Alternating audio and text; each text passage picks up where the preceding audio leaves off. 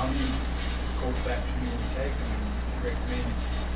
Well, you were not here at our last meeting, but it was brought up by some other lady, and was it Medlock Creek Co Commissioners? I remember, I think that they had basically something similar to this. But this was a recurring thing every weekend down back from my understanding.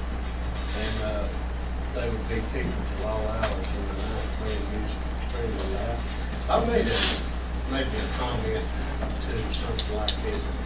You know, being out in the country, I know this is crossing a lot of lines. I'm for people's freedom in every way I can. And I don't like putting ordinances and what have you. I mean, somebody raises dollars. Let's use that as an example.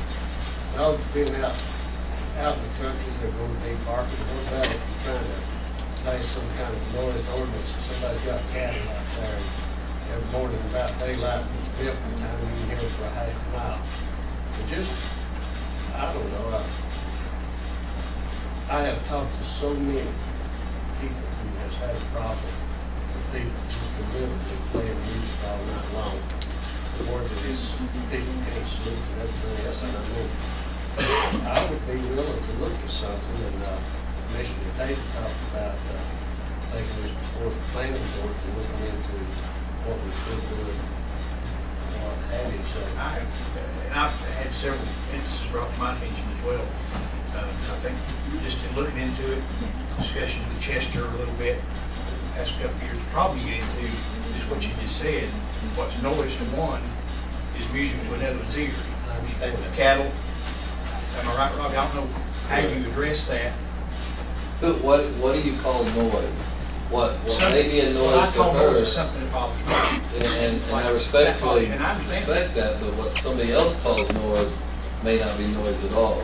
We just had an instance, and we had the county attorney send a letter to this person. They had documented day by day, hour by hour, sometimes 2 o'clock in the morning for 20 minutes. And council sent a letter to them explaining that, you know, their options. And one of them was more for civil action. You know, that's what we're saying for reading but you know, we had this on Holly Springs before. The guy was expecting that probably that way. Yeah, he would leave his house, like this gentleman was just talking about. He would leave his house, and when he left, turn the PA system on the other side of his property, on the other side of his barn, pointing straight at the people's house, blasting it. And there was literally nothing we can do. And one thing I'd remind the commissioners too is, you know, as law enforcement, we could go out and harass this man that's doing this, you know, and stop people from leaving the party. But it comes to a point of harassment. If there's no law that's been violated, then for us to be out there, we can go out there a time or two and say, hey, you're driving these people crazy, can you turn your music down? And they generally do until we leave, as you see. But for us to keep going out there 4, 5, 6 more times, it comes to a point where we're actually violating their rights because they're not violating the law, and we continually come there and harass them because they've not violated the law. And so if you ever have that problem, I want to explain that from the get-go. You know, we can go out there so much, but if we've got other things or after a while, and unfortunately people realize that. The officer told me if I went over there to even talk to him, I could be arrested for trespassing. So I mean, how can you go over there and even ask him to turn it down unless you holler? You know? I mean, I ain't saying no one can't party, but I mean, you knock yourself out. I mean, it's your God-given right. You know, you want to have a party, have a party. But I mean, by 10, 11 o'clock, I got to get up at 5 and go to work. You know, I need to get some sleep. I'm about 40 foot in the air every day. You got you know, I can't afford to do that. Mr. Tate, what do you want to bring? You've got a copy of one that's been working on. The planning board is going to be asking me for Denny Mass the findings of their last topic, and then our next meeting in 2 weeks. And then I've recommended that time to task them with their next effort. So there's some good ones. Town of Highlands, that's one. Seem to be successful with it. There's some surrounding counties now that have them. So we can probably copy theirs, look at theirs, spin it our own way, and bring it back to us.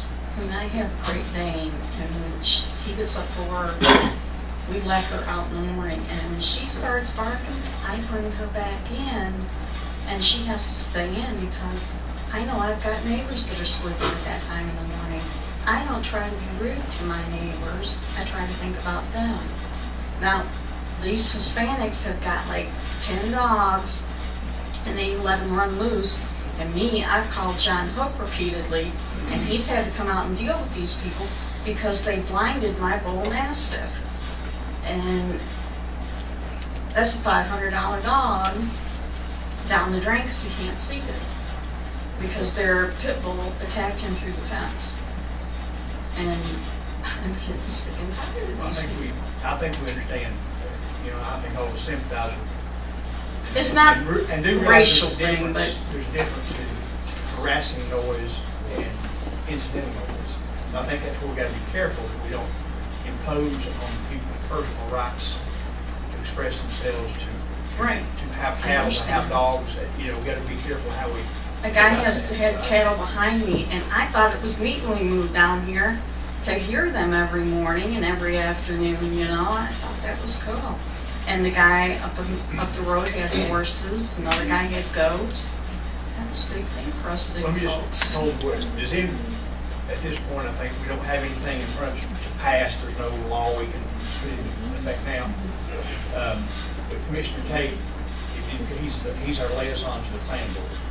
I think what he's suggesting is that they have a discussion at the planning board level, see if they can come up with something that would be palatable to us, and then bring that back. Is there general consensus on the board that we should have to do that, look at it? So you got that. So that's our next course. We'll task Commissioner Tate with that, and thank you for that. Okay, thank you. Yes, I appreciate you coming up here about this, and the other people here too. And I feel personally about this, that for the people in the community, that we need to do something about it. I think it's unfair, and it's not, I see it every day. And it's time for us to do something against the people. Thank you all. Thank you, Don. We have Becky Ledford signed up. That's better. Becky, we got, let me just say this, point of order, we got, you put down Prentice Church, I assume you're talking about the resolution on the church. We've got that as a line item. There's something else about it I'd like to address. It'll be short, I promise. I won't be long-winded. I'm Baptist, but I'm not real long-winded. My name is Beverly Ledford, not Becky. And I'm sorry. I'm here I tonight. can't read Beverly. That's all right. Beverly Ledford, I stand corrected. I'm here as representative of Prentice Baptist Church. Our pastor, Reverend Billy Sellers, had to be out of town and asked me to stand in for him tonight, and I thank you for the opportunity to address you. This is about the resolution that was to have been presented to Prentice Baptist Church for our 100-year celebration and our homecoming, which took place this past Sunday. We especially thank Chairman Mr. Kevin Corbin, Vice Chair Mr. Ronnie Bill, Mr. Ron Haven, and Mr. Jimmy Tate for supporting our receiving of this resolution. My remaining remarks are to you, Paul Higdon, the other commissioner. We know you did not support this resolution due to what you consider disguised campaign strategies. We, the members of Prentice, cannot believe you had the audacity to accuse us of using the Lord's house as a political venue. Chairman Corbin was not contacted directly to present the resolution, as he has a position at his church and is often out of town traveling to do singings. The next person in the chain of command would have been Vice Chair Ronnie Bill. He was contacted and graciously accepted. If you were Vice Chair, we would have called you. And there was no thought given to political affiliation. You would have been as welcome to come as Mr. Bill. You could come with him. That had nothing to do with it. But you took away our pleasure of receiving this resolution. Prentice is a very small little church. Sometimes we have 20 to 15 people there. This past Sunday, we had 63 people. We were so excited, we didn't hardly know what to do. But none of those people got to see us receive that resolution. It's already happened. It's already over. And we just feel like you've degraded our little church with your innuendos concerning politics. And in my comments and Bill, Okay. Want to bring it up now? I'll be waiting. Whatever you guys want to do. I mean, it is a line item. It's number 6. We can move it up and discuss it now. Anybody object? We can let these folks, Okay. discuss it now. All right, I'll exercise my discretion to move it up, and we'll just do that. Mr. Lighton, we'll put you off until later. We had she said we did, I got this as an email from our county manager that he had a request for this resolution. So, Mr. Manager, do you want to address that? Or? Yes, I can address that, Mr. Chairman. On August the 20th, I emailed the board to achieve a consensus to allow it, in other words, to get a full feeling of the board in terms of this resolution. In the event of receiving full consensus from the board, I would then contact you, sign the resolution, and we would be presented. I did not receive a full consensus from the board, so with reluctance, I could not go through with, as this was a topic of discussion, and I knew it was going to become a topic of discussion. I chose not to move forward with the signing of that resolution and put it on the agenda as a business item here today that can be discussed in open session. If we're going to discuss it, all of you received a copy of the resolution. We need a motion to approve the resolution. And a second, then we discuss it. Motion to approve the resolution is presented before, Mr. Chairman. Second. Also. We have a motion and a second. Discussion. I'll discuss it. I'm the bad guy in the house, looks like. When I took this office, elected this office, I asked one thing this board. All business we conduct will be right here in public session, not by email, phone call, back rooms, any of that. I am a Christian. I'm a deacon at Oakdale Baptist Church. We're 127 years old. And we do a lot of resolutions in this body, ceremonial resolutions. And when we step into, as an elected governmental body, going into churches, endorsing, acknowledging, showing resolutions and appreciation, I'm not opposed to that if we have a policy on that. To my knowledge, we have no policy, and going into churches is a whole new thing. Now, as Christian churches, I certainly appreciate everything that Christian churches do for this community and for this country.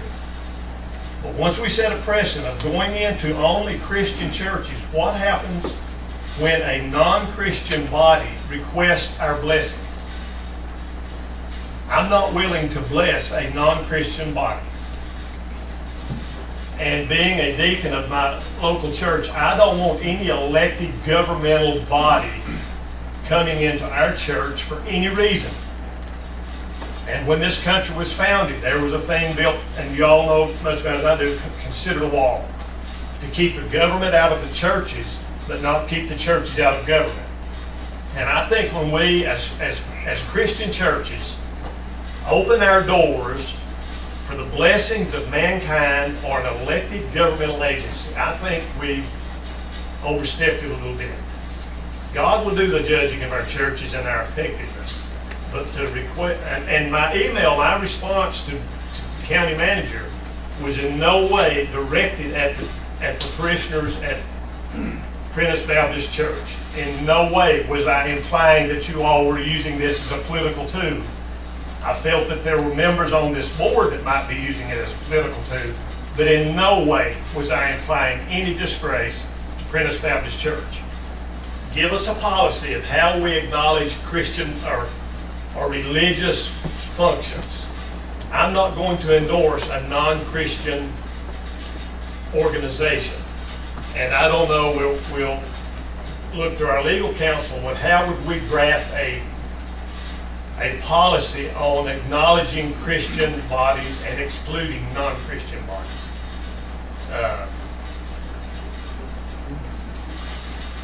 Are we the first church that's ever asked to have a No, resolution? Holly Springs did it. Have you opposed any of those? Not since I've been on this board. The only one was Holly Springs. Did you oppose it? No, because the Commissioner Chairman was absent last month, and I thought, well, this is just a one-time thing. Gosh, I wish you'd been absent. I didn't respond by email either. I did not respond when it was sent to email. I think if we want to do this, it should be brought up in a public discussion and not by email. If Mr. Higgins didn't give us a history lesson, here's what happened. It was aimed at me, but in the meantime, he accuses your church. Absolutely. It's what it says, Paul. Let me read it. Oh, This is a pretty disguised campaign strategy, and I do not support candidates or politicians using the church platform to gain attention. Be prepared to have a public discussion at our next meeting, and I know where our vice chair will be on Sunday. This tactic sickens me. I didn't hear nothing about church and state. I didn't hear nothing about all this other history lesson you just gave.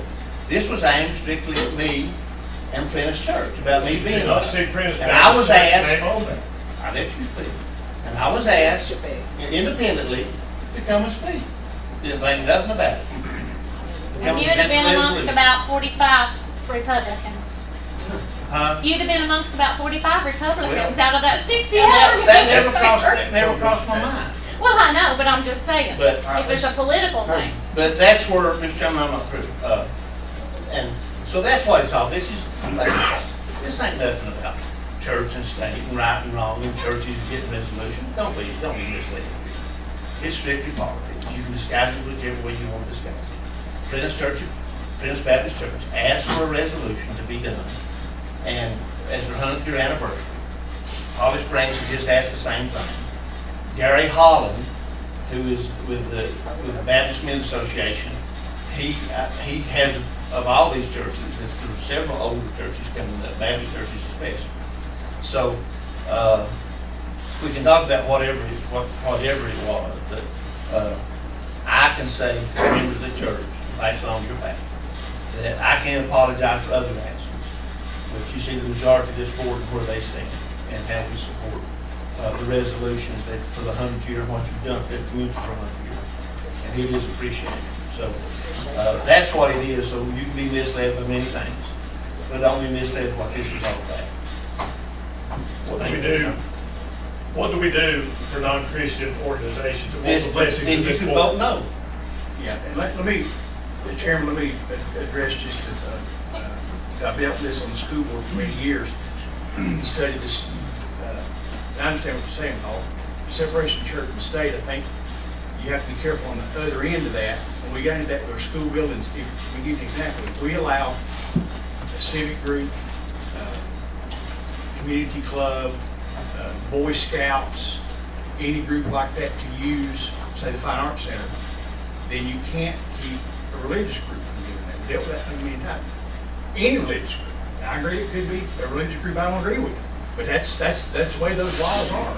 The separation of church and state. You can't discriminate against the church. So I think the opposite is true here. If we give resolutions of support, and I would agree, and I'll use the term, most of these are feel-good things, they're pats on the back, that kind of thing, public relations, whatever you want to call them. I get that. But if you're going to do that and honor the Boy Scouts, and you're going to honor a civic group, the JCs, you're going to honor individuals like we did Bob Carpenter, if you're going to do that, I don't think you can discriminate and tell a church no, unless you've got a really good reason to do it. And then if you don't do it, you don't know. I don't know. Am I right on that, Chester?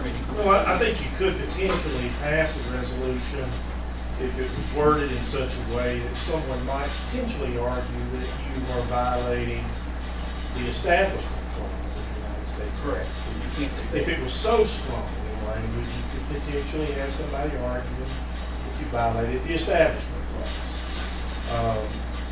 And so I think you do need to be cautious with the language. I see nothing wrong with recognizing a church for service to the community.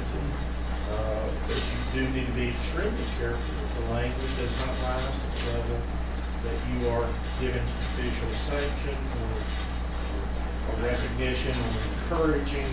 But you know what I'm saying? If you have a practice, and since I've been on this board, which has been probably, I don't know, 40 months now, we probably pass a resolution almost every meeting honoring something or somebody. And it's been all those things I mentioned, all those groups, individuals, people. So then if you have a church, and for full disclosure here, the thing we did for Holly Springs came from our staff meeting, they would want to do some things to sort of, somebody asked me, would it be possible to get a resolution from the county? But, you know, certainly asked. So, and I passed that on to the county manager, I guess, like you. So that's how that came about. I wasn't looking to do that or trying to do anything with it. Anyway, I think that. Could we do it as individual signers and not as an elected body? I think we can choose to do it. When you have a resolution as the Macon County Board of Commissioners, that's an elected body. That's a governmental agency. Which is majority rules. Oh, yeah, majority rules on this board, absolutely, I know that very well. But what do we do down the road? How far do we extend the ceremonial activities? If a non-Christian body protests, You vote no. Or you think they discriminate on Vote your conscience. I do think you need to be very careful. Yeah. That if you make a de facto policy of recognizing Christian-based organizations and you have a de facto policy of not recognizing others, somebody's gonna fuss with you. Just all that smoke and mirrors, that ain't what it is. That ain't got nothing to do with it. I was looked to for an opinion, and so I gave it. I give it that. I guess this on Chester and giving recognition, especially like with these folks in Holly Springs. If we just give a resignation to all churches, I think 100-year milestone is a lot of service for a lot of years. But if we give some kind of flag report or something like that to the community, I think that would show the appreciation of it. It shows the appreciation of the county, of all citizens. I guarantee there's not a citizen in this county that wouldn't appreciate this board representing them to recognize a religious institution that's been service their community for 100 years. Has anybody got any calls on that? Then, well, that's the wrong thing to do? No. Not one. So, all this other talk is smoke and mirrors. You got to figure out what you got to take it for what it is, read the email, and it's plain to say. All this other stuff, what's going to happen to them down the year? Well, we live in the Judo appreciation area, and we've always lived in this area, and when that time comes, we'll have that. But until that time comes, when the church has a 100-year celebration, regardless of who's there to give it. Evan can't make it, I can't make it, Ron, Paul, Jimmy. Jimmy was a Holly Springs. And so all the rest of it's just talk. All politics. Do we have a policy that how we're going to do this, Chester? Do we need one in place? I know of no policy. Well, let me address that. I've asked this before about. I think resolutions are completely at discretion. That's the board expressing its collective opinion. Is what that is, and I don't think we have a policy that says value will express that. I don't think you can. That's what I'm saying. If you go back to what I said about the school's use, if you let all these civic groups and individual groups and clubs use school facilities for extracurricular activities, you can't keep a church from doing it. Any church. And that's just what now if you pass a local ordinance for the school system that says we don't let any outside groups use our facilities, so be it. I guess we could pass a resolution that says we're not going to pass more resolutions. But I don't think you can have a policy how you're going to address churches specifically, because that's singling them out from other groups. That's what I don't think you can do. You have to. A resolution is a collective opinion of the board, and any resolution that this board has ever done 8 years I've been here is to do something to compliment. You don't do a resolution to degrade. You don't do a resolution to make somebody look bad. It's for a compliment from this board on behalf of the citizens of Macon County. Chairman Corbin, we didn't solicit to have this recognition. Our pastor was called by Gary Holland, who is the interim director of the Macon Baptist Association, and he told us that the commissioners were willing to do these resolutions. All we had to do is contact someone on the board and ask for one, and that's what we so did. nobody on this board contacted. Nobody contacted me, nor did I contact anybody. I had personally had no knowledge of the request for a resolution until I received the email from our county manager. Neither did I. Did you have prior knowledge of it? Did you have 5 officers? And I had that. I used to see many of the members of the board, like some of us who conspired. I had no knowledge of that until I got the email from Derek. So I hadn't been contacted, I hadn't spoken to the sellers in months. Right. I know. And I'm not worried, I'm not debating that. It's just how do we handle it as a elected government body? And things are changing in the Christian community. Used to, when everybody was Protestants or Christians, we didn't worry about things like this. We didn't worry about prayer in school. But it's where this country's come to. And like I say, I acknowledge and applaud all Christian activities. But as an elected government body, that just kind of concerns me a little bit. Maybe not now, but things are changing. Well, your email certainly didn't voice that, Pop. Pardon? Your email didn't say that. My email was not directed at anybody except the closed members of this board. It was not meant to share with It's public record. anybody. It's public record. Well, I knew it would be when I had sent them, but I'm gonna call the question, Mr. Chairman. Yes, sir. Yeah, I think, anybody have anything, and I appreciate everybody's opinion, I even appreciate disagreement as part of it. It makes us Americans, it's what it's about. So I do think we need to vote on it and move on. But anybody have anything fresh you need to say? Corbin, before you do that, one thing I'd like to say. I'm a Christian, deacon, and I try to live by what that book says. Some of us just throw the book out the window. Forgot about it. But one thing we've got to remember, way back, John, before I was born, and anybody in this room was born, when the Constitution was wrote, who wrote that Constitution? There wasn't a bunch of agents. It wasn't a bunch of people out here. It was good, old-fashioned Christians. You go back and read it, and you'll find out exactly what they were talking about. And just for clarity, I've said it 3 different times, but I think the fact that we're considering this for Prentice is not necessary to recognize them because they're a Christian church. It's because of their longevity in the community contribution. That's what it says. So I'm just being clear, we're not discriminating in that way because I don't think we can. I don't think you can do that. And just full disclosure too, I agree with Derek about pulling that, and just let the media know I have no problem with a poll of this board by email. Hey, do you think it'd be okay if I proceed with this and such? Because if it's unanimous and there's no discussion, there's nothing wrong with that. But when the discussion starts, I think as chairman I had to say, stop. And I think that was the right thing to do, and I think Paul was asking for public discussion. I think it was the right thing to do, so I pulled the plug. So if that caused you any difficulty, I apologize to you, but I just didn't feel like legally that we could discuss this by email. We can't do that, and the media folks will tell you that. When we start discussing stuff by email, it breaks the law, and as chairman, I would not allow that. So. Okay, cool. Appreciate the debate. Questions being called. All in favor of the motion say aye. Aye. Opposed? Aye. Motion passes 4-1.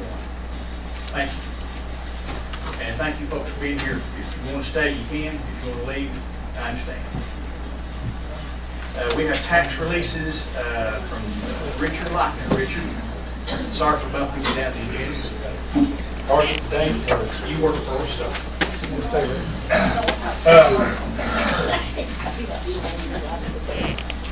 I wasn't here last meeting, but the bills are out. I think you all know that. Some of you's probably got sizable bills. And Mr. Higdon asked me a minute ago when he came in, you probably explained this, but I forgot, which is probably normal because you don't deal with taxes all the time. We don't have a listing period no more. People don't come into our office in January and correct things. So when you find out is usually when somebody gets a big tax bill and they said, oh, those buildings were tore down in December and I shouldn't be taxed on them. That's what a lot of that is. Some of these things, though, probably the biggest one on here is Woodland Ridge property owners up in Highlands, and Mr. Tate knows where that is. What happened on that, we actually started foreclosure proceedings on that property. Well, we got in with their attorneys in Silva doing title work, and that's a big septic drain field. People got rights to it, and there were 2 houses on that property they took off to put the drain field, and it's going to a nonprofit homeowner association. So we were losing money all the way around. So since it's going to a nonprofit, there was property there that was taxed that should not be there. There were 2 houses, and the value of the property was too high because it's a sanitary landfill, drain field. So that's why the release is there. It's being deeded to the homeowners group. So when they broke out those lots, I tell developers to deed your common area up front. Well, it's always been a practice to do it in the rear, and then you have these type of problems. So that's what that is. We did check it out. We need to just clear it out. The other ones are common things that happen. Somebody come in, their age exemption didn't roll over. That's something manually done. Landfill fees, some people on commercial combine 2 locations, it becomes 1. We look at every one of these things, and I got a folder just to explain to the commissioners, nothing else. Each one has a reasoning when they come in what it is. It's not something, you know, we just pick off computer rolls or anything else. So basically, if there's any other questions in particular to last month's releases, then I'll answer it. Richard, one thing that might be helpful, I could pick up where you had some of the changes that we do to like clerical work. And I think probably what we were having difficult with is the coding of the reason. Yeah, we only have whatever that is, 6 spaces to put anything in, and computer generated But things. if we could maybe get a key for Well, these fellows, they would know Yeah. the reason for it, and as you know. Well, that's a good thing, and this goes back to our big discussion of $1.5 to $2 million. Our software is 1980 model. The new software does these kind of things. Until we get to the point of $2 million, we're just going to have to chip along. So, but I we think can the try. context was they weren't sure exactly what the codes were, Yeah. and I explained to them that the Machinery Act basically said there were a limited number of reasons for which you could do releases. Yeah. And I think if we got a key that told us what those codes were, Yeah. I believe these guys would be okay. And there'll probably be a few codes, but they'll be broad. One thing is an illegal tax because you got something on there that shouldn't have been taxed, or you have an error because something didn't happen, or you got confused. So there may be some, where you got appraisal or clerical on your sidebar, we could put probably say 5 codes, but then that more than likely won't explain enough in some cases. And not what we give do. context, yeah, exactly. And I think in that situation, I think probably what you just need to do, if you got a question about it, you pick up the phone and call. Yeah. If you get the agenda prior to your meeting date, Yeah. if you have something, email me, call my cell phone or whatever, and then, you know, we can say hold it or proceed without that or whatever.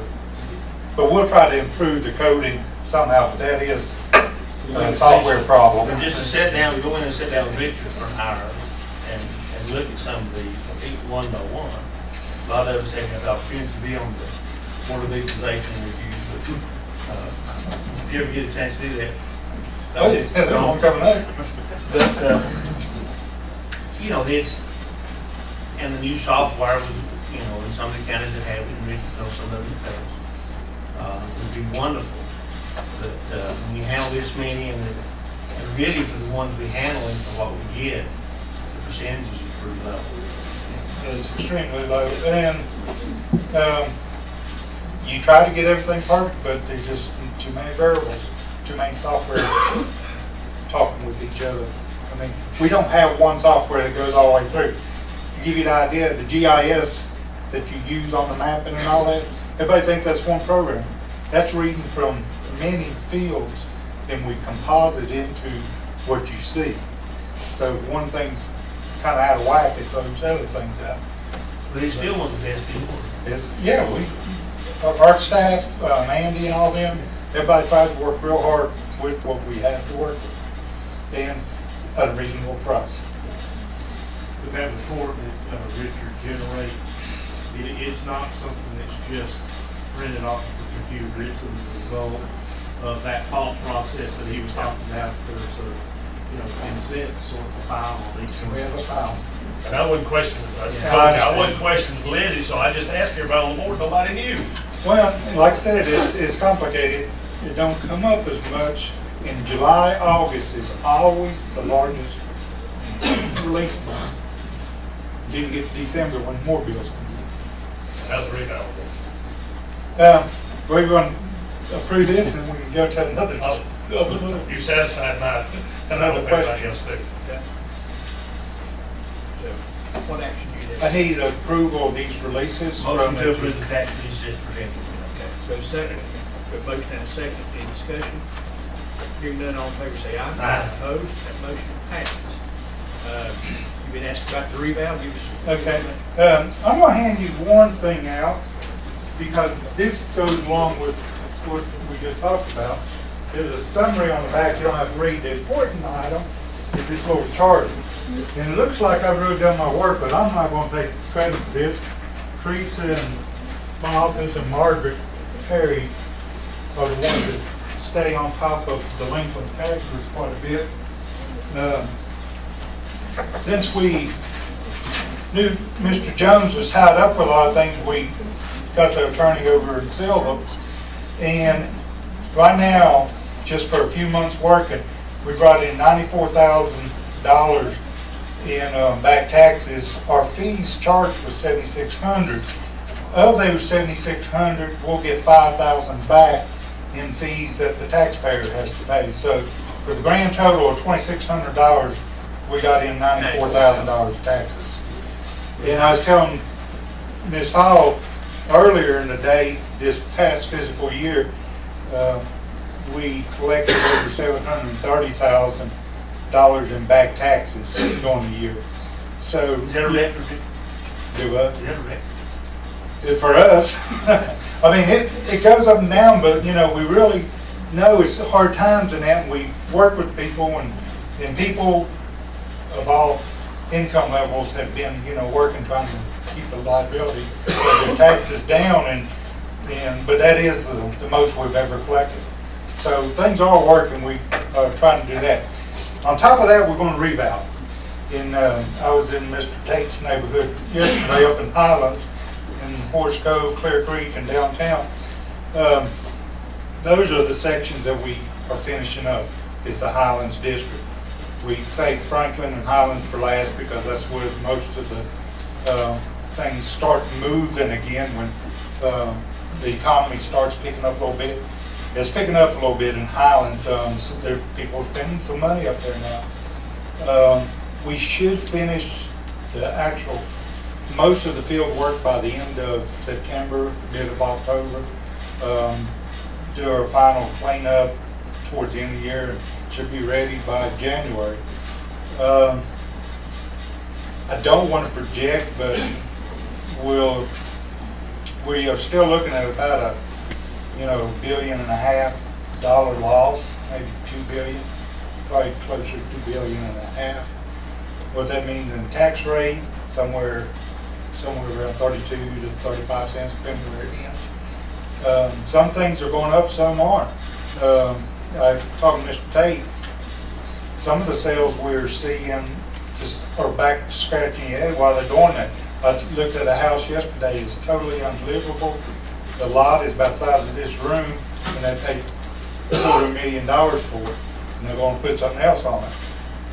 Why, I don't know. And I have some condos up there that are selling for $1.1 million, and I had some acreage in the house selling for $1.8 million. So things are selling, but there are things also, these older houses, and I use Clear Creek, but I'm saying that because I was just there yesterday. I knew the thing. But some of these older homes that were, if you ever look at the beach, when you go to the beach years ago, you had these little cabins on the beach. Everybody went out there and fished. They were about the size of a 24 by 40 house or smaller. and they start getting tore down, or these little homes being bought, and they rehab those homes for guest cottage, and then they go build a big mansion over here, or they tear down that little home and build something bigger. And that's starting to take place again, especially in the downtown Highlands area, because there's no more land, and there are some of those substandard homes comparable, probably nice for you, me, and everybody else in this room, but we're seeing big houses in walking distance of the main street.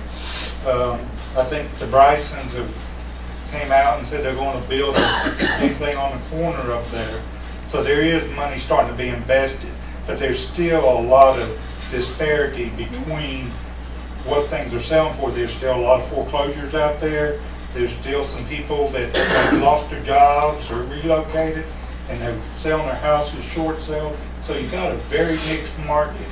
And I told the realtors last week that after we get through this time, we got enough information to do a reval, but we really need to get back on a 4-year cycle, because things are going to be continuously changing, and hopefully we'll see some of that picking up in downtown Franklin with all the vacancies and things coming along. But we're on schedule, and things should start getting very lively end of the year.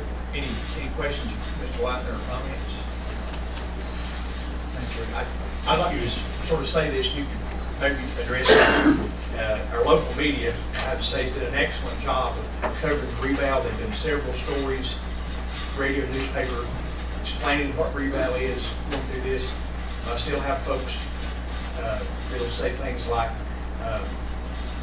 well, my values are going to go down, so that means my taxes will go down.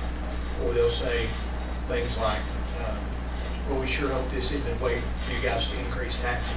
And I think we just need to say very clearly that this board will in no way use the reval as a way to raise taxes. Do I have a consensus from the board that we won't use reval to raise taxes? I mean, that's not what it's for. It's to revalue the property. So, and I think we need to say that several times because it's like this year. I won't take anything away from the county manager. He did a super job. I think he's turned into one of the best county managers in the state. But the way we're able to lower our budget this year is because we had $1.2 million in debt thrown off. And everything else, there were some adjustments here, adjustments there, up and down, but it's essentially the same budget we had last year. It's $1.2 million less because we had debt that's coming off. We had $60 million in debt 3 years ago. We now have about 40. That's going to continue to do it. So if we don't add anything new to it, I guess big picture, this board might even choose, instead of doing a revenue neutral tax rate, to do a slightly less than revenue neutral tax rate if we can afford to do that. That would be a discussion this board will have to have. But as I mentioned that, I don't know if you want to address that, that some people's properties are going to come down more than others. Well, you know, if you noticed your tax bill, there was a little pamphlet in there, and it gives a diagram and examples of how this all pans out. And every property owner, some people are going to lose value and they may see a tax break. Some are going to stay kind of stable and they'll see a tax increase. And the ones that I had a $1.8 million property sale just recently, the last few months, where it was $1 million back in 2003. Well, they're going to see a substantial tax increase. So everyone's not different, same in what they're going to receive because properties change at different values. You know, something may be hot this year or two, like Walmart. They moved to another location. Well, they're selling that corner over there for $400,000, $500,000, $600,000. Well, right now, I guess you could probably name your price at some of the corners from there towards Macon Bank. So, look, let me say it this way. Correct me if I'm wrong. If you do the revaluation and properties come back X amount lower than they were 8 years ago, then our manager presents us with a revenue neutral tax rate. I think everybody gets what that is. That means it will bring us in exactly the same amount of money that it was before. If you take every tax bill every tax bill, and you add it all up and divide it by the number, the tax bill will stay exactly the same. What the county collects The will whole stay. picture, right? Yeah. That's what I'm The saying. finance office has to, you have to advertise the revenue neutral tax rate. That's plus your standard growth for the prior 3 years, I believe. Well, our growth has been minimal, like 0.1% last year. So basically, you collect 26 million this year, you're going to collect 26 million next year, your value drops 20%, then, but it affects each property at a different And percentage. that's the point I'm trying to make. Yeah. Everybody get that, Mr. Chairman? Anybody disagree with that? The way the way I would, Richard, if I understand it right, if the county overall decreases in the aggregate, say the aggregate decrease on all county properties is 20%. If my property decreased more than the aggregate, if my property value decreased by 43%, You get a tax then I'll break. get a tax break. If my property decreased less than the aggregate by 14%, I get a tax increase. And where you see those properties that have decreased less than the aggregate are the $230,000 homes-ish in that range, whereas the properties that have decreased more than the aggregate are the $1.5 million homes. You really have to also look at, and that's correct, That's what overall I'm saying. picture. You just said there now. That's correct I overall. was trying to make sure I was on. That's correct on the overall picture, but that $250,000 property I just mentioned up in Highlands, they had an old house on it, so the value was, about $250,000 now. Well, they bought it for the land, the house is gone, but, I mean, the land actually increased by 35%. So, y'all, 200,000, if that's the correct value, at today's market. It could be something like the house became in the last 8 years since we've been there is totally run down, because that house I'm talking about in Highland, it was lived in 8 years ago. So all that stuff is correct. And It's let me real say complicated. this, I think you've done an excellent job communicating that, and I think through our local media, but I guess my only point here is every time we talk about this, I really think we need to just emphasize to people what the process is. Be very open about exactly how it goes on. You're meeting another opportunity to tell people exactly how. They want to equalize the tax burden where it should be. That's all we do. But now that individual property you're talking about, $250,000 property, selling price of that does not affect the value, the tax value of that individual property. Am I right? Correct. It could be higher, it could be lower, But- based on the area. But the way you value that individual piece of property is through the schedule of values. So the point of sale price does not affect. the It tax has a bearing. Has a bearing, but not final. No kind of grade different. It's whatever you write the check for. Yeah. It ain't like Georgia, South Carolina, Tennessee, nowhere. Where- It's whatever you write the check for, is what it was. If you have any questions, board members, call me. I'll come to your offices. I'll come out. I'll, get back with you. If you got somebody want to meet with me or something, a group, a civic club or something, just let me know. Thank you. Thanks, Richard. We have budget amendments 26 and 27. Our finance director has those items. Lord. Number 26 is just additional funds received by the health department that need to be appropriated, and 27 is just grant funds received last year by DSS, senior services that need to be carried forward. Pretty straightforward. We have a motion and a second to approve the two resolutions as presented. Any discussion? Hearing none, all in favor say aye. Aye. Opposed? Motion passes.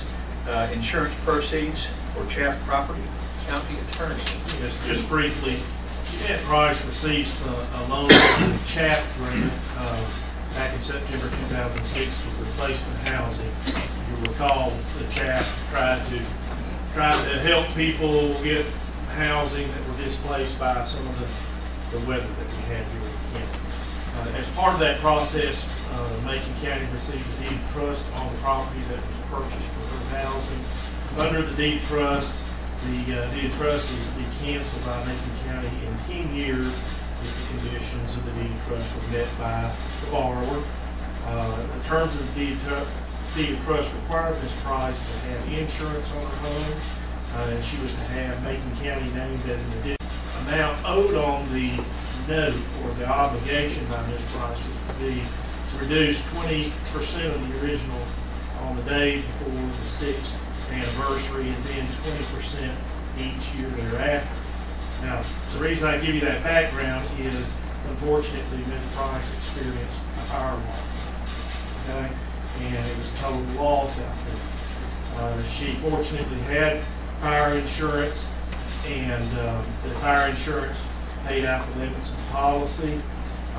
There was a need to determine how the proceeds of that policy needed to be split given what was owed on the obligation.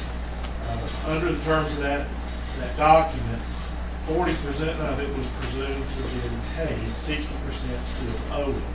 So I have recommended that the proceeds be split that same way, that same percent, that seemed to be paid. Now, the warranty had communicated with the folks at the state that are closing out chaff and indicated that the county would like to try to restore its collateral position on this piece of property by helping Ms. Price get housing there and utilizing the proceeds from this insurance to do that. The folks at the state level audited the county for carrying out that, or recommending and carrying out that intent to try and help her in that endeavor. However, before spending the 60% of the insurance proceeds, I felt it was appropriate to make sure this board was aware that that was happening and indeed was in agreement to do that. In this particular situation, 60% of the proceeds is $24,108, and steps have been taken for the county to secure that money. Steps have also been taken to make sure that if that money is released, that it will be used for the purchase. In this case, the planned purchase would be a new mobile home that will be permanently affixed to the property and become part of the property, and hence security for the very loan that they started out with in the first place. So essentially what we're trying to do is get back into the same position we were in before there was a fire loss. So what do you need? Just the approval to release those funds for the purchase. Motion by Commissioner Hayden, second by Tate. Any discussion? Hearing none, all say aye. Aye. Opposed? That motion passes. Gentlemen, we've got one more item we need to take up before we adjourn.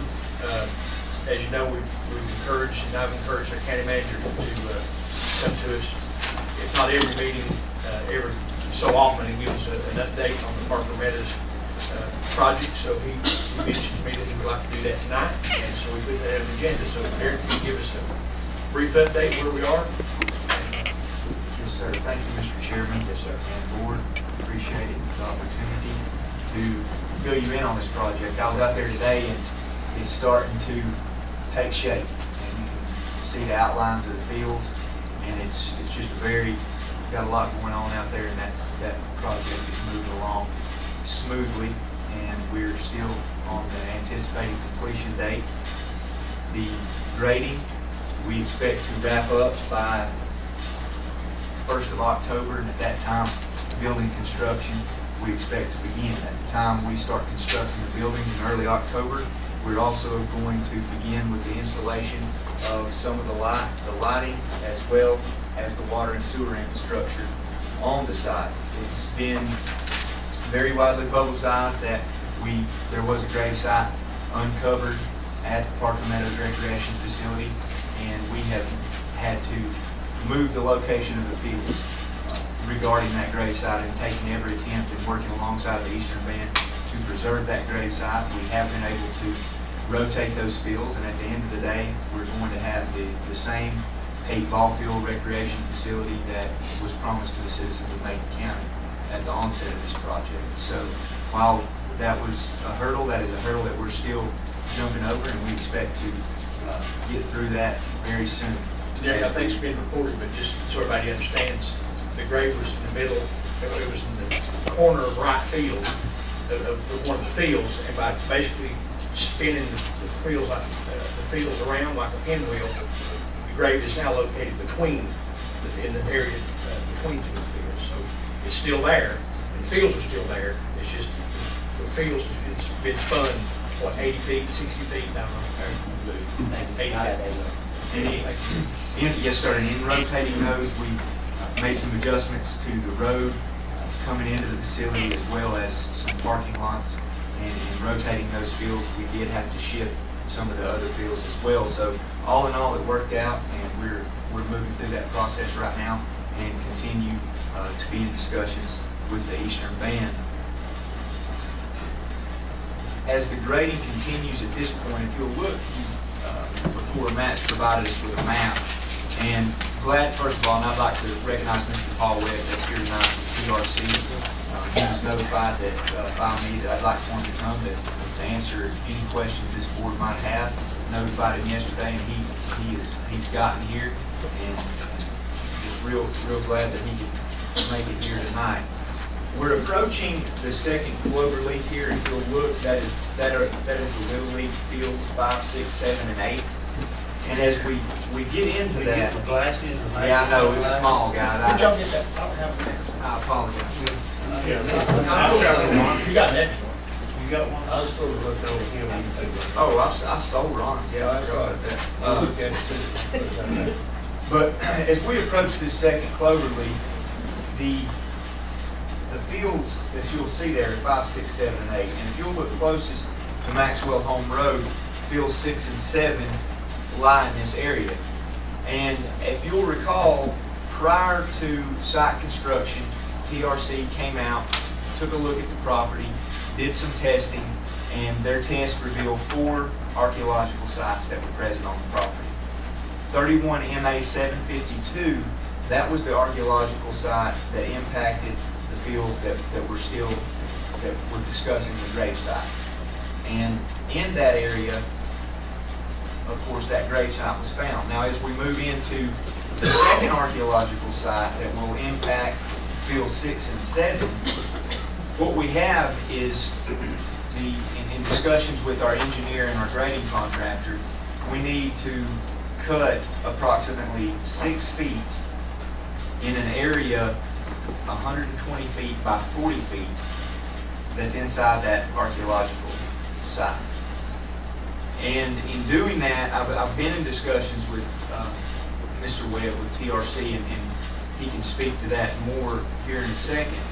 This area has been previously tested prior to construction by TRC, and the report that was produced, it was produced on March the 1st of 2013, and it's entitled Management Summary, Archaeological Survey of Proposed Parker Meadows Recreational Park. And here, and Mr. Webb, anytime that that you want to interject, feel free to. Here they went in each of the identified sites at the Parker Meadows Recreation Park, and they did testing. They did shovel tests, and they did test strips within each one of these specific sites. Now, if you'll remember, just so everybody, we can stay on the same page, this is 31 MA 754.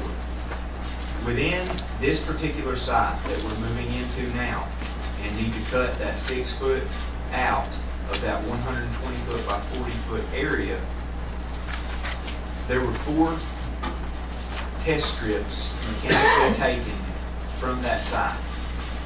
This area that we're going to cut out of encompasses one of those test strips. It's test strip 2.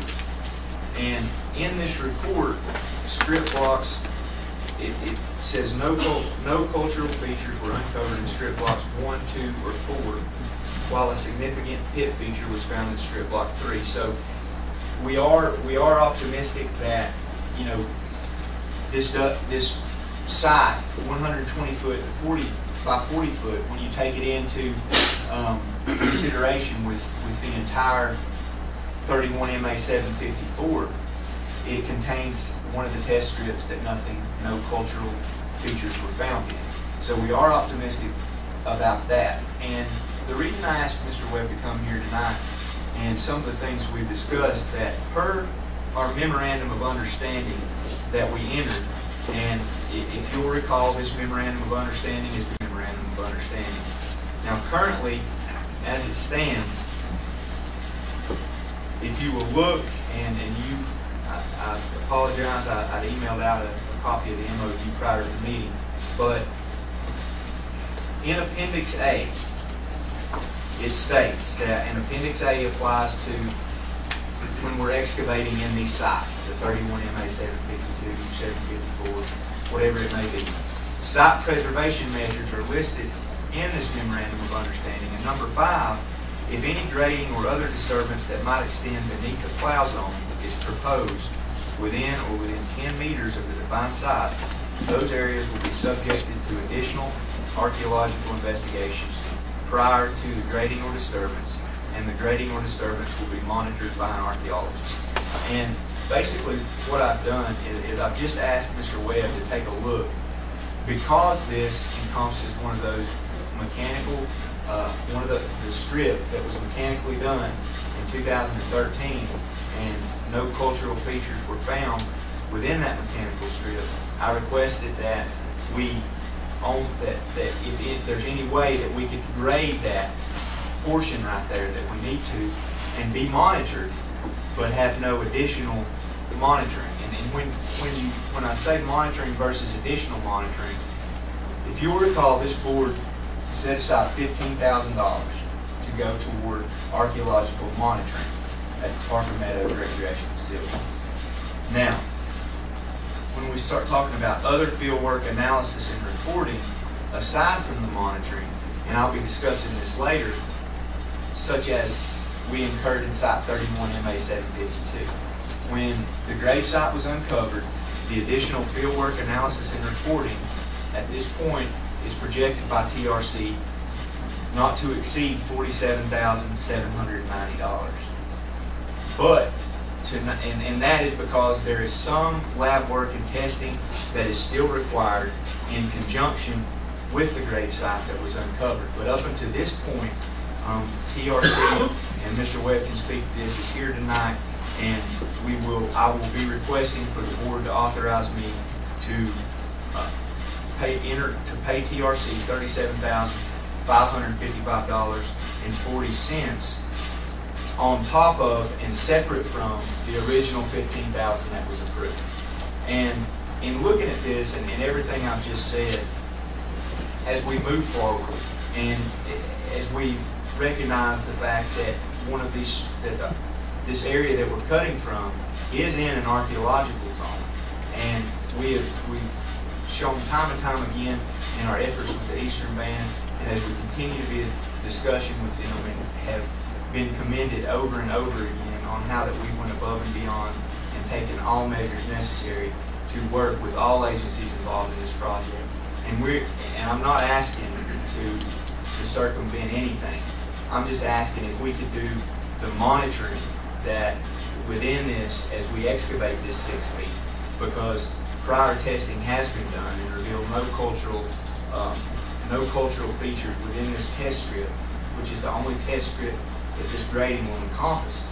If we can have that, if they can just basically watch us as we grade that, and it be taken from the monitoring budget that has been budgeted for the project, rather than go into additional site work and testing, which in the case of Site 31 MA 752, we're going to be looking at an additional $47,000 on top of the $15,000 that we budgeted for our archaeological findings.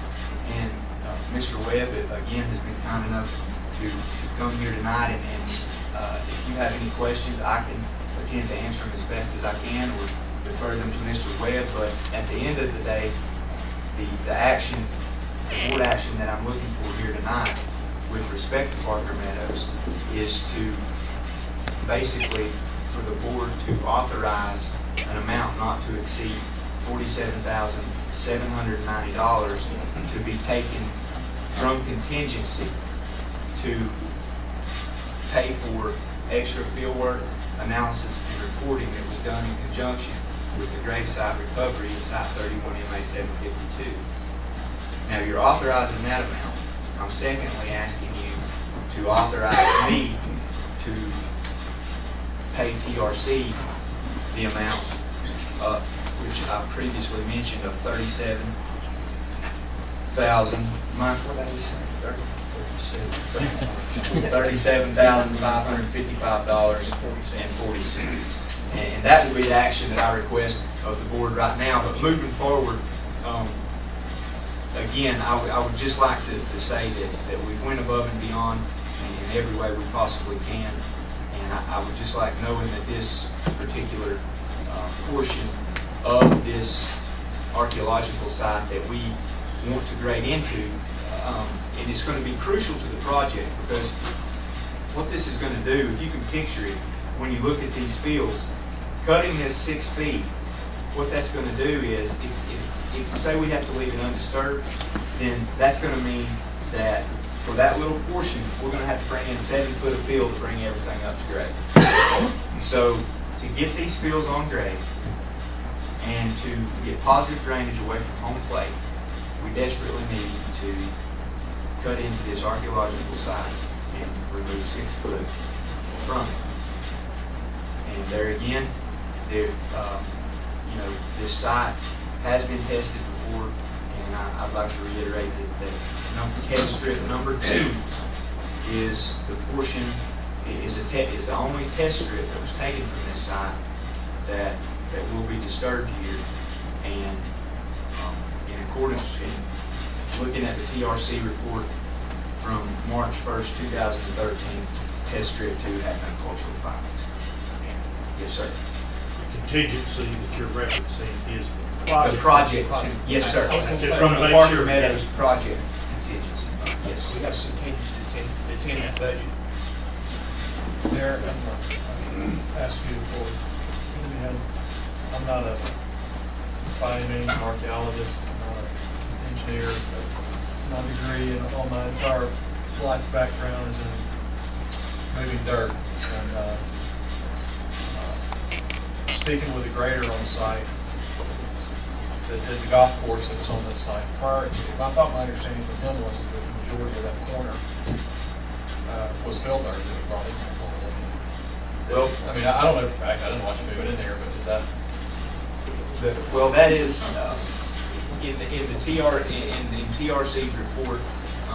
I think one of the reasons that they highlighted this area, and I think it could be filled when you're out there on site. It could have been filled to the road immediate north of it, immediate south of it. But I think this particular area, one of the criteria and the reason it was selected is because it was margin.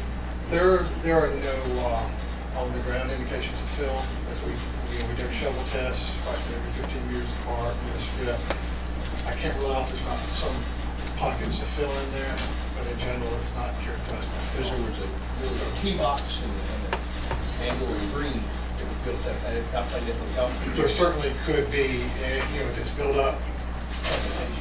It's not as if it was a wetland that was filled. There might be some isolated, construction on top of it. But if you're going to have 6 feet, you would play that in. Cliff, you understand the county manager, you understand what he's asking? Yes, in terms of moving forward on that part of the site. Yeah. I do. I think ultimately I would suggest that that be discussed with the state and with Commissioner Band. I would understand the logic behind it. I think ultimately I would like to proceed with consensus of the parties if possible. It is really, as you know, it is really hard to say what is out in any particular piece of ground. There was little material over there. We did a strip and there was nothing there. I cannot tell you there is not a grave 2 feet away from that. It's just. Tell us how big this strip is. These test Put it strips. in, you don't know. We didn't study Okay. that.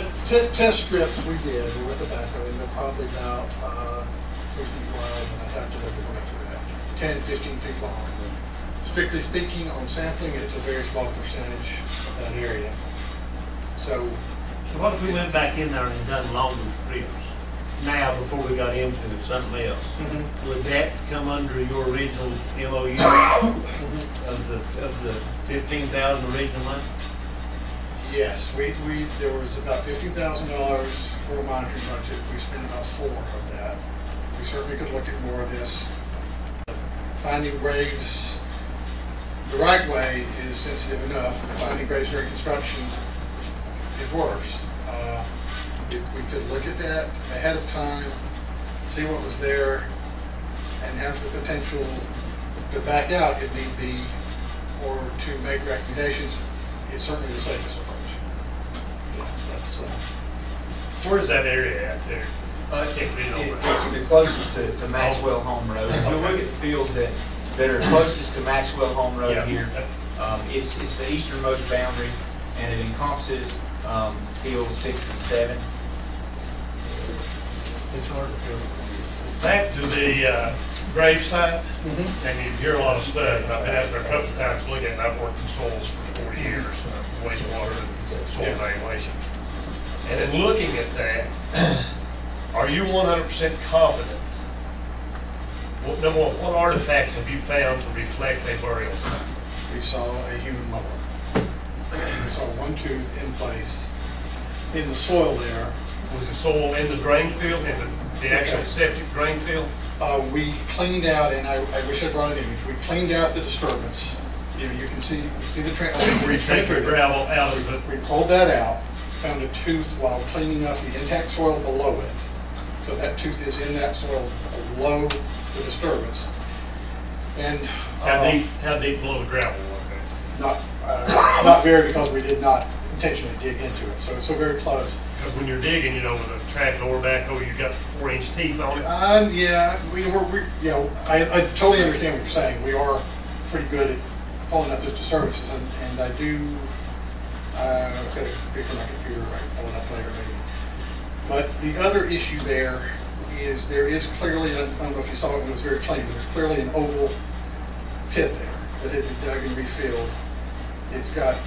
They've thrown some dirt back over the edges, but I couldn't detect anything in the drain line, the septic drain field, any discoloration. It is there, and what you get, if you dig a grave, you're going through topsoil, you're going down into subsoil, you're filling it back in quickly, okay, and you get a particular modeling of mixture of those soils that is very characteristic of a pit that has been dug and refilled pretty immediately, as opposed to a pit that you dug and you threw trash in or something. So it's very characteristic. The question that I had is, a lot of times prior to getting a septic approval, we require test pits to evaluate the soil structure. Yeah, it certainly bears every sign of undisturbed. Well, it's been disturbed, but the remnant of the pit certainly has every indication of being a few hundred years old. It's very characteristic of things that we have seen many other places. And I know I'm sort of saying, take my word for this, but it is. But all of this stuff we're talking about is precipitated a lot by this location. I realize that. Yeah. And we got a little money left in this $15,000 initial budget. What prevents us from exploring that grave site with tools to say, hey, that we found other artifacts rather than a random tooth? You would think if the tooth was there's going to be other. Well, there would probably be other teeth. Now, certainly, as the body decays, obviously, the last thing you end up with are the teeth, and perhaps fragments of long bone, femurs, your major, heavier bones. I would suspect if you excavated there more, if there's one tooth, there's probably more teeth, and there may be some bone fragments. It's certainly not. If you didn't find any of those other artifacts, would it still be? I mean, what I'm looking at, I think it's going to cost us, the taxpayer, somewhat, what, $250,000 to reposition. Is that right? Those are preliminary estimates. Preliminary estimates. We're going to spend, or we're going to commit you about $40,000, and right now preliminary estimates of what, $262,000 to reposition it, so we're at $300,000. Would it not be worthwhile to give you a couple of dollars and a Coke to go back out there and do a little digging? Or not taking a six-pack. What I would suggest is this, is, I mean, it's great, absolutely, we want to honor it. you know, But I just to would say, suggest if you want to pursue that again, to discuss that with the state, because you do get into legal issues there, not just the memorandum, and the tribe, and say, are you on board for some very limited additional investigation? Because if people were on board, I would do it, and I see the logic in it. You know, I really do, but I hate to think 50 years down the road, we're honoring something that's not even a grave until we've absolutely removed 99% of doubt for a number of reasons. And that's my personal opinion. Do you think it's a grave? Yes. I really have no doubt, based on the type of the pit, presence of the truth in place. You've done this for how long? One form or another, about 30 years. Out here in West North Carolina since 1999. How many graves do you think you've seen? In terms of seeing pits, personally, myself on the ground, 2025 projects I've dealt with, 300 or 400.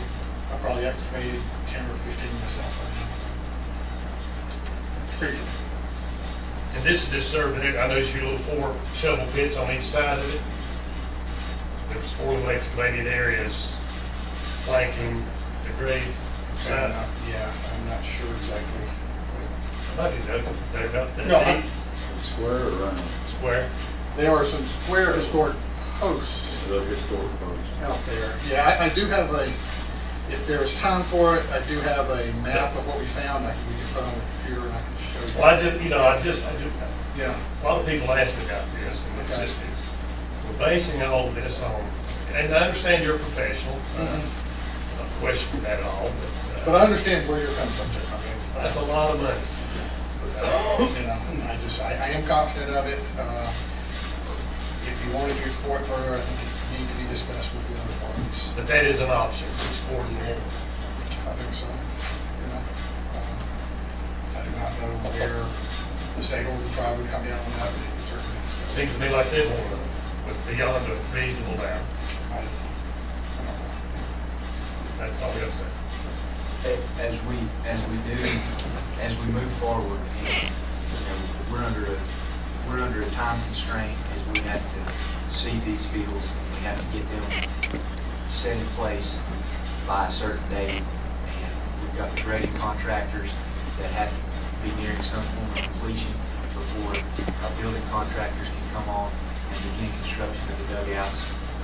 And in order to stay on this timeline, if it be the pleasure of the board, I would like for us more than anything to explore the possibility and to enter into immediate discussions with the other parties, being as inside 31 MA 754, we're wanting to remove 6 foot from that particular archaeological area. And within the area we're wanting to remove, test strip 2 is located, which has been previously tested and revealed no cultural findings. I would respectfully ask the board to consider us entering into negotiations right now with that taken into consideration. And if it be the agreement of those parties for us to move forward with excavating that while being monitored by TRC under the $15,000 that we originally allocated for such service. I agree with that. I've got a question. I've got a whole bunch of ones starting on my mind. Ask them all. Well, part of it's up for policies. I ain't sure if we find some teeth out there, but I've been trying to tell him not to see it. But you didn't have anything to start with. No, I didn't have a teeth to start with. What's it gonna cost us if we have to wind up filling 16 feet of dirt in our field there? If we do, if we got an estimate. Where we're at on field 6 and 7? Yeah. It'll be 6 figures. Probability to find another two. Okay. I'd like to turn it on a little bit. We're talking about 6 figures, is that closer to what it would be? No, that's the discussions with the grading contractor. He's It's $10 a yard. What Derek is asking, I think makes perfect sense. What he's asking is to go ahead with this project as he recommended, which we would be covered. See, what we would be doing, if we acted per my recommendation and the parties agree, then they're gonna allow us to go ahead and begin excavating that while they're watching us, instead of going out and doing more testing like we had to do on 31 MA 752, taking a track hoe bucket and looking that ground that's been uncovered and look for discolored places in the ground, whether they be posts, hits, whatever, and identify those. And what you run into there is you run into time, and you run into us having to get another person out there running a track hoe. That the last instance that we had to do with the track hoe work associated with 31 MA 752 was $3,600. And so we're getting a track hoe operator out there. Then our grading contractor, while this is being done, this work is being done here, our grading contractor is sitting there with dozer running, not doing any grading. And as we do that, we're getting on into fall, we need to get the field seeded. So I'm saying that they did test this in 2013. They took double test and they did 4 mechanically removed test strips.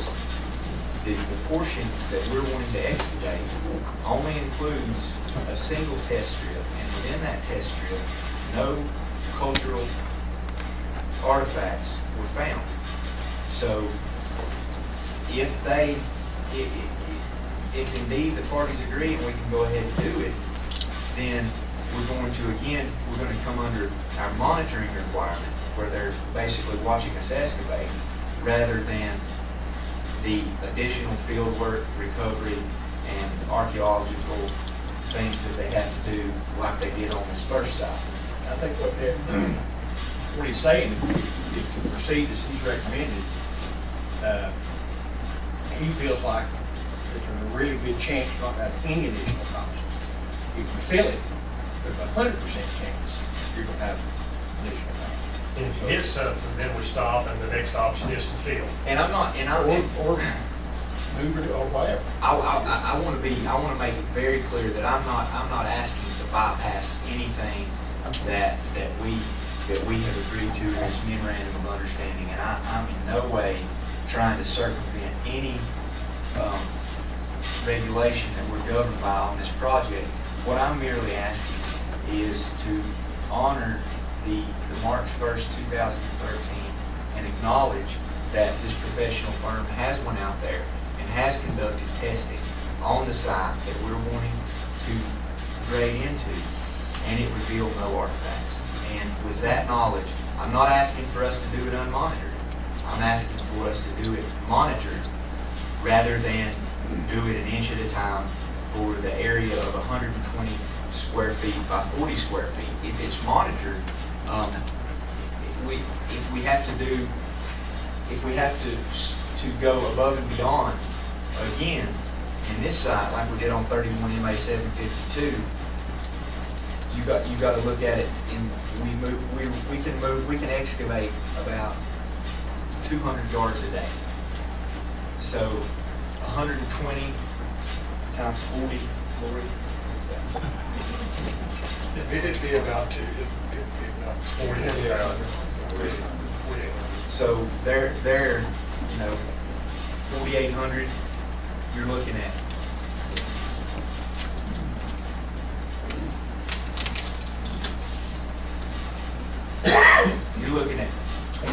You're looking at 24 days right there, and that's 24 days that we're paying TRC with 31 MA 752. There were 3 men that monitored that work, sometimes more, and the 24-day time period, that means that we're moving the dirt, so that means we're paying a track hoe operator, and the contractor we used last time, Tim T, for, what was it, for 3 days, Lord? Six, what was it? For a week, it was how much? No, 600 something a day. So you even doing that, 2,400 or 24 days. I think it would be less. As I calculate this would be. It's about 400, and I'm sorry about the meters, but it's about 450 square meters, a couple hundred square meters a day. So it is a 2 or 3 day. It would be a 2 or 3 day job, I think, because it is relatively small. Still, you need just a consensus to go over. Yeah, again, I'm just asking, I'm just asking for, what party, what other party has, the state has we'll have to agreed, talk to Steve Claggett and the people. and the Eastern Band, and we will present as the logic behind this is that in TRC's report that they did prior to project construction, the specific area that we will be removing in this grading is encompassing a test strip that no cultural artifacts were found. Combined with the fact that we have previous knowledge and granted, Lewis did do the golf course the first time, and he seemed to think that was an area where there was still, I understand that, it could be viewed differently.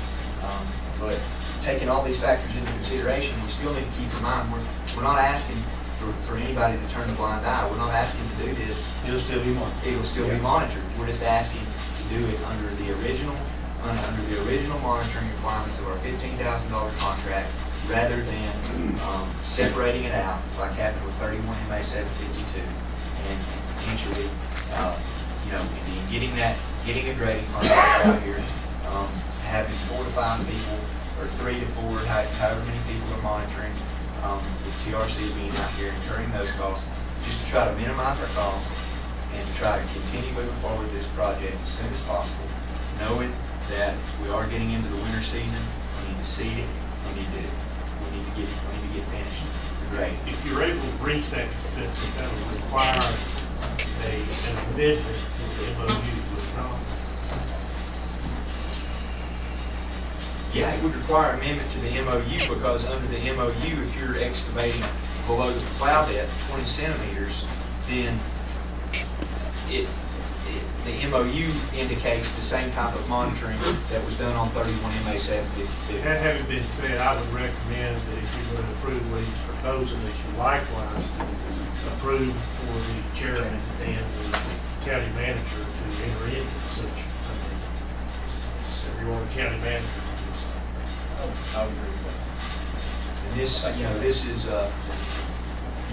as I previously stated, everyone, the Eastern Band, the state archaeologist, every agency that I've been in contact with, TRC has acknowledged the fact that we have went above and beyond in taking measures to preserve the cultural resources that remain on this project. We're not in any way trying to go rogue here. We're trying to, knowing that we have documentation from TRC that has previously been tested in the same area we're wanting to excavate from. We're just asking to be able to acknowledge that and acknowledge that work that we've previously, TRC's previously conducted, and move forward with this project. I'm not going to wait for the whole government or anything like that. I want to see it done as fast as possible. I'll say all of it if we can.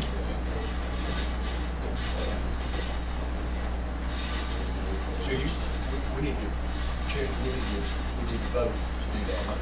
I think you certainly need to signal to the county manager that he has the authority to proceed along those lines, and if he's able to negotiate a favorable amendment to the memorandum of understanding that would be satisfactory to the state and the other interested parties, I mean, he'd be authorized to do that.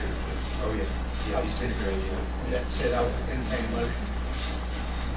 That's what it would. Motion for a second. Second. Bill, any discussion? Derek, appreciate your work on that. Discussion, we're just giving him, we're authorizing Derek to proceed whatever way he wants to go about this. Yeah, the way he just outlined with the, using the existing monitoring, but not. 2 levels of monitoring. One's a whole lot more intense, and labor. He's something like the last. I think he's basically trying to save his money. Yeah. Trying to take money from you. I just like to say too that from our point of view, I have been working out here a long time. This has been a really good process. It's been a very cooperative process. The state and Macon County and Macon County Commission have been entering into this. It's a good process, and apart from my personal professional involvement, I'll say I appreciate it. Any other discussion? Hearing none, all in favor say aye. Aye. Opposed? That motion passes. The second thing, the county manager has got this right, is the move money for contingency. I would be asking the board and for Mr. Webb's county purposes, he needs to be certain that the board is authorizing an amount not to exceed $47,790 towards the additional data recovery, field work, analysis, and reporting at Site 31 MA 752 would be the first action. To be paid out of the project contingency. To be paid out of the project contingency fund. The second action would be authorizing me to pay TRC $37,555.40 from the project contingency fund for costs associated with data recovery, field work, analysis, and reporting at Site 31 MA 752. That could be done with form. That amount is part of the 4779. Yes, that amount is part of it. So it's leaving $10,000 back for additional lab work, analysis, and reporting that Mr. Webb feels is required. Mr. Webb, do you think we'll spend the entire $47,940.21, whatever? It'll be close to it. And so you know, I mean, we are trying to do minimal lab work. The report will be an addendum. For the level of field work, the lab and reporting costs are pretty low. So we are trying to bring this down. I just want to ask the board right here, yes, are y'all happy with found a grave out there? And all you got to mow it too. There's some temperature and other things. I'm just asking that straight. I think Paul asked a good question, and there, from what I understand, the consensus of the board people has to be take a look at it. The one, the septic drain field right through the middle of Burnside, I would say absolutely. But I've dug enough test pits. I'm not an expert in archaeology, I'm an expert in wastewater. I'm just asking you, are you content with that, or are you saying it should be investigated? I would probably be investigating. I think if there's permission to do that, I think. Is that a load on you there to get permission, or? No, it's not. It would be if it's going to take away TRC's resources from moving forward and monitoring the excavation that we need to accomplish now, then I would advise against it. Ron, if I think I'd be comfortable with is let their county manager do that investigation, make those phone calls, make those contacts, and come back to us with a recommendation. Right. We'll do some Right. Well, it's if we're going to do that, Mr. Webb did indicate that it would still. Is that going to cause the $15,000? Are we going to be able to contain that cost combined with the monitoring that we needed with the rest of the project in that $15,000? I think he said he could use some of that for that purpose, but gentlemen, I think you're expanding the original scope by requesting him to do that. Yes, I would probably need to get with you and maybe Matt on what other monitoring going to be involved, because I'm not sure trenches and such. And to some degree, as far as the grave site goes, we have made, the engineers has created new drawings. We've on-site rotated the fields and got, that is basically now, it would be looking back at that. And at the end of the day, if they did come back and say it's not a grave site, then it's not going to it's not gonna behoove us. We've So it's already cost. We've It's already moved. we've already changed the project, we've changed the work in the field, and, you know, it's, like I say, it would be, to some degree, looking back rather than moving forward, because we've already addressed it, taken care of it, and we're past that part of the project.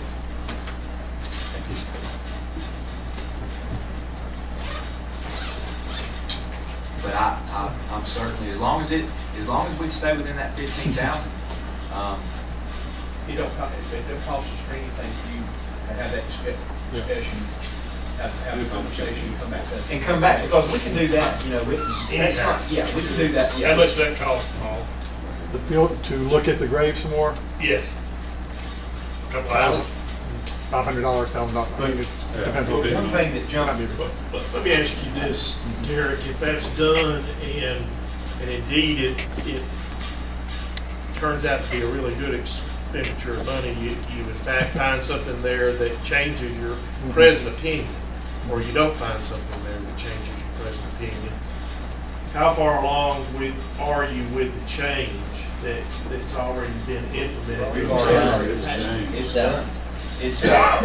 It's done, and you know, it's in discussions and having been present with. No, I'm talking about, have you actually physically implemented Yeah, the change? it's been The implemented work on has site. been done. Yes. And that change, does that fundamentally change the balance of the project? Well, we wouldn't go back, we wouldn't go back and spend money to, say it wasn't a grave site, we wouldn't go back and spend the money to rebury it now, to undo it. We wouldn't.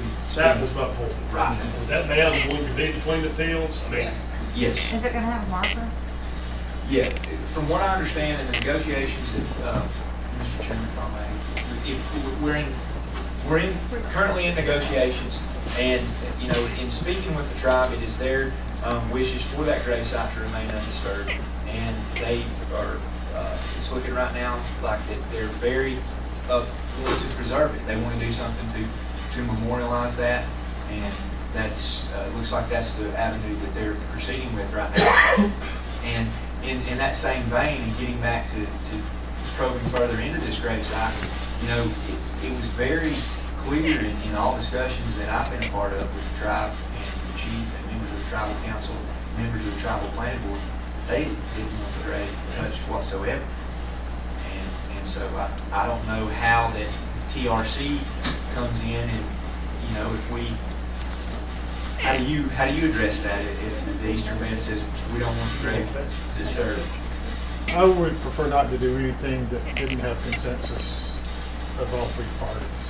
And we know up front, one of the parties, the Eastern Band, has made clear, and we've worked and took every measure possible to make sure that their, you know, recommendation was honored and that grave was left. I'm good with it. I just wish on the front end we'd had this conversation, but I'd like to know for sure that it is great. I say our manager's been great to report back to us and give us good reports and full information. I say we let him. His discretion. He's come back to us with a recommendation. And now, the Eastern Band are they cost sharing the adjustments we've had to make to accommodate this burial site? We provided the Eastern Band with a summary of the adjustments that we made, as well as the projected cost that goes with those adjustments. And they've currently taken that under advisement, and we're currently waiting to hear back from them.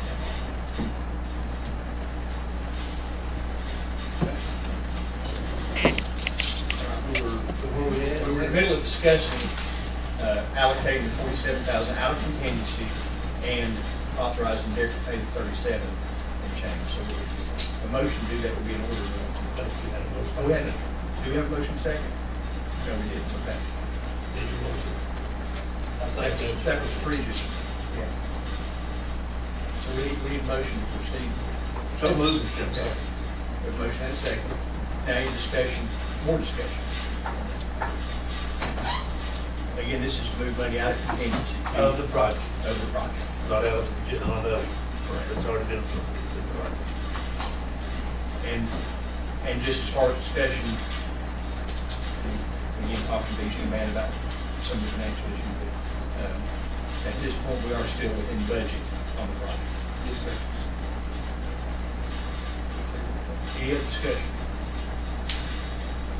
Hearing none, all in favor say aye. Aye. Opposed? Motion passes unanimously. I didn't have anything else. I got one thing, Mr. Chairman, that I've been contacting Chester, and she never contacted all of us. I don't know if she did, she's going to. And I wanted to know if we had a state law that if we have a building not being used, that they can rent it for $1. No, no such law. Thank you. That's it. The only other thing is, I had one of the commissioners ask me about, did we have a need, Chester, for a closed session in regards to attorney-client privilege and about some possible land acquisition that we've been discussing. We need a closed session for that. I think it might be helpful to have a very brief one, there won't be any action taken. I mean, if you need to convey some information to us, if not, that's fine. I think there is some information I need to convey, and I think likewise there are some directions I need to try to receive from you. Okay. And Ron was going to ask me about that, if you want to go into closed session. We'll make that motion. We have a motion and a second to go into closed session. This is to preserve attorney-client privilege and discuss possible property acquisition. And I saw Brittany Burns get married on TV in Cincinnati with the praise vote. Thank you. Am I the only one that saw that, Brittany? We got a couple of pictures. We saw it on TV this first time. My son saw it. Yeah. I'll be in touch with you, Mark. Maybe talk to Steve and Russ. Get them.